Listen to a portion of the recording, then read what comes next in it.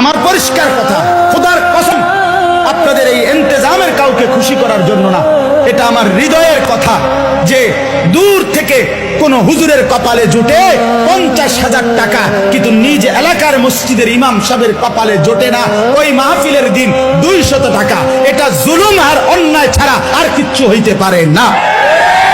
আল্লাহর কসম, এটা আমি দিন থেকে বলি, এটা জুলুম, এটা জুলুম, এটা জুলুম, এটা জুলুম ছাড়া আর কিচ্ছু না। কেউ 1 ঘন্টায় 60,000 টাকা পাবে, আর বেচারা ইমাম একটা মাস খোদার 30 দিন মালিকের ঘরে পড়ে থাকে, মালিকের ঘরে সেজদা দেয়, তার কপালে 8,000 টাকা বেতন জোটে না। মুসলমান, এর জন্য আল্লাহর কাছে জবাবদিহি করতে হবে। কোন সন্দেহ, কোন সন্দেহ, আল্লাহর কাছে জবাবদিহি করতে হবে।